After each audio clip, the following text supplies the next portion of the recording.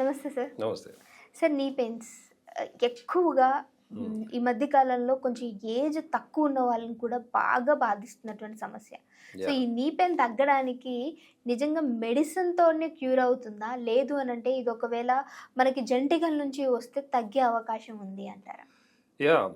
ఈ నీ పెయిన్స్ అనేది చాలా కామన్ అయిపోయింది నౌ-ఎ-డేస్. హ్మ్. దానికి ఫస్ట్ చెప్పాలంటే మెయిన్ 2, 3 రీజన్స్ ఉన్నాయి. ఫస్ట్ రీజన్ ఏమో అంటే మనం తీసుకునే డైట్, ఫుడ్ ఏదైతే ఉంటుందో దాంట్లో హెల్తీ డైట్ లేకపోవడం. హ్మ్. అంటే మన కాల్షియం గానీ, విటమిన్స్ ఏవైతే మన బోన్స్‌కి జనరల్‌గా అవసరమో అది తక్కువ ఉండడం.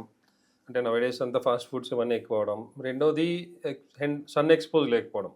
సో ఎండకి వెళ్ళకపోవడం వల్ల ఏంటంటే డి విటమిన్ తగ్గుతుంది. D3 అంటాం. సో డి విటమిన్ తగ్గడం వల్ల ఈవెన్ మనం కాల్షియం సరిగ్గా తీసుకున్నా కూడా డి విటమిన్ సరిగ్గా లేకపోతే బాడీకి ఆ సప్లిమెంట్ అనేది సరిపోదు కాల్షియం.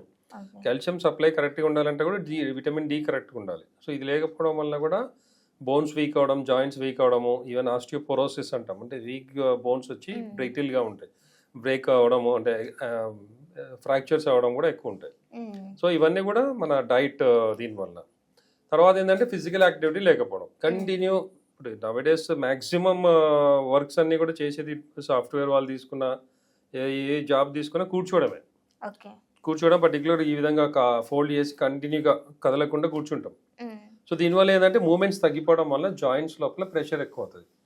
సో ఈ ఉండి సడన్గా లేచినప్పుడు అందరు కాలు పట్టేయడం, మోకాలు ఇది వీక్ అయిపోవడం, కొంతమందికి అయితే అసలు స్ట్రెంత్ లేకపోయి, సో ఇవన్నీ ల్యాక్ ఆఫ్ యాక్టివిటీ. వాకింగ్ చేయము, ఫిజికల్ యాక్టివిటీ ఉండదు. సో స్పోర్ట్స్ కానీ గేమ్స్ సంథింగ్ మనం ఇప్పుడు షటిల్ గిటిల్ ఏమన్నప్పుడు మూమెంట్స్ బాగా జాయింట్స్ పర్టికులర్గా మనకి బాడీలో దేవుడు మనకి జాయింట్స్ ఎందుకు ఇచ్చాడు? మూమెంట్ కోసం.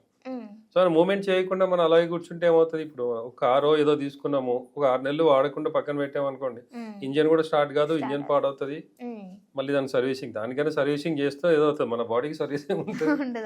సో అందుకని చాలా మంది నీ రీప్లేస్మెంట్ అనేవన్నీ పనిచేయవు. సో జాయింట్స్ మనకు పర్ఫెక్ట్గా ఉండాలి అంటే యాక్టివిటీ ఉండాలి. ఇప్పుడు పిల్లలు తీసుకుంటాము, పిల్లలు ఎవరికైనా జాయింట్ పెయిన్స్ వస్తాయా? ఏజ్ గురించి అని కాదు, వాళ్ళ యాక్టివిటీ.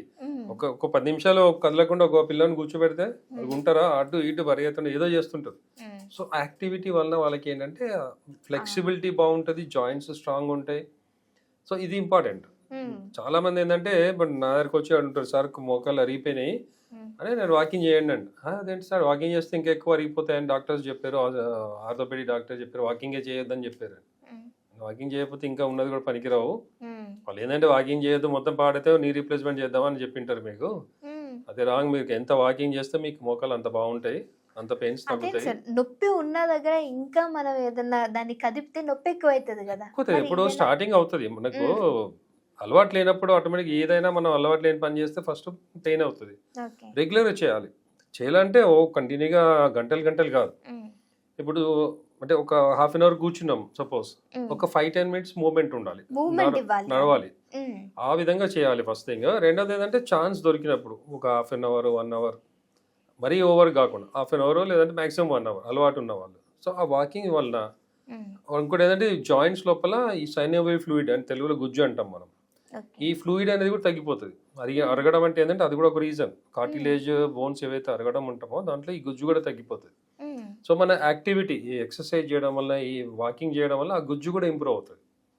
సో అది కంపల్సరీ రెగ్యులర్ యాక్టివిటీ. మన ఇప్పుడు ఇక్కడ సిటీలో మనకి ఇన్ని రకాలుగా అంటారు, పల్లెటూర్లలో మన రైతులు ఉంటారు, పనులు చేసుకునే వాళ్ళు 80-90 వచ్చినా కూడా వాళ్ళ పనులు చేస్తుంటారు, కింద కూర్చుంటుంటారు. ఇక్కడ మన వాళ్ళు కింద కూర్చోవడం అనేది అసలు ఇంపాసిబుల్. అని టాయిలెట్స్ కూడా వెస్టర్న్ టాయిలెట్స్ అయిపోయినాయి, కింద కూర్చునే అవసరం లేదు.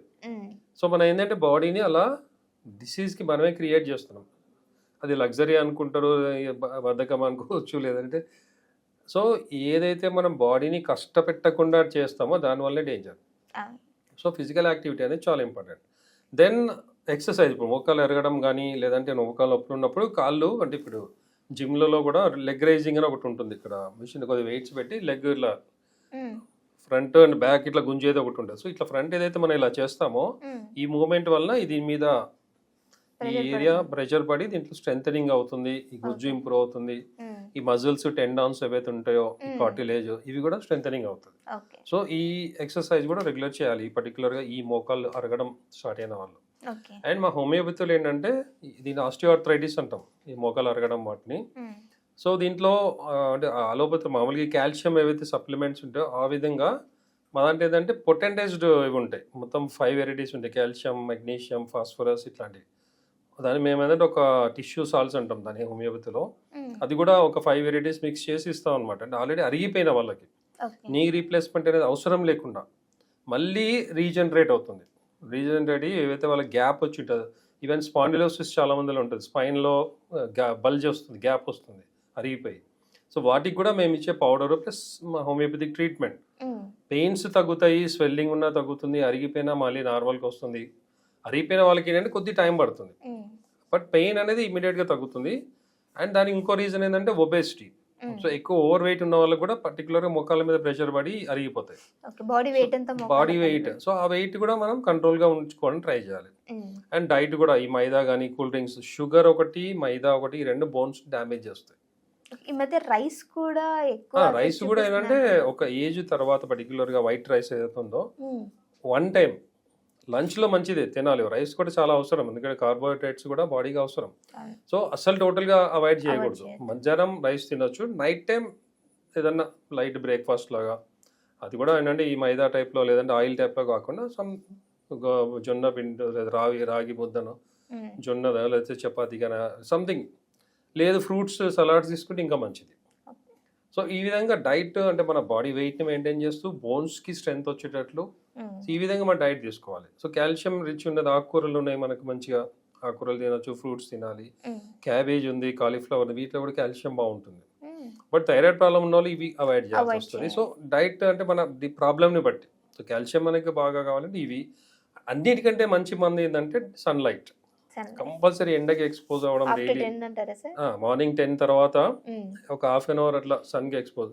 చాలా మంది అంటే ట్యానింగ్ అవుతుంది ఫేస్కి అంటారు. ఫేస్కి కావాలంటే మీరు లేదంటే బ్యాక్ సైడ్ వీపు తగిలేటట్లు ఎండకి, ఫేస్ తగలకుండా, ఫేస్ ట్యానింగ్ కూడా కాదు.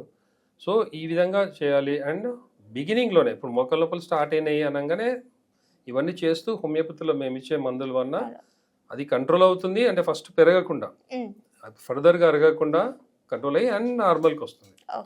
అండ్ అరిగిన దాన్ని బట్టి ఏజ్ని బట్టి కూడా ట్రీట్మెంట్ అనేది ఇప్పుడు ఇనీషియల్గానే వస్తే 3 monthsలో 6 monthsలో కంప్లీట్గా నార్మల్ వచ్చేస్తుంది. ఆల్రెడీ అరిగిపోయి కొంతమంది కదలలేని పొజిషన్లో ఉండి మా దగ్గరికి వస్తుంటారు, బాగా ఒబేసి కూడా ఉన్నారు. వాళ్ళకి కొద్దిగా ఎక్కువ టైం పడుతుంది, మేబీ 1 year 2 years. బట్ ఎంత మోకాలు అరిగిపోయినా లేదంటే స్పైన్ మొత్తం అరిగినా కూడా, అంటే లంబార్ స్పాండిలోసిస్ కానీ సర్వైకల్ స్పాండిలోసిస్ కానీ ప్రత్యేక దానికి కూడా హోమియోపతి ట్రీట్మెంట్ ఉంది. కంప్లీట్గా నార్మల్ అవుతుంది. సర్జరీకి అసలు వెళ్ళొద్దు. ఆర్టిఫిషియల్గా వెళ్తే దానివల్ల లైఫ్ మొత్తం స్పాయిల్ అవుతుంది. Okay sir, thank you so much sir.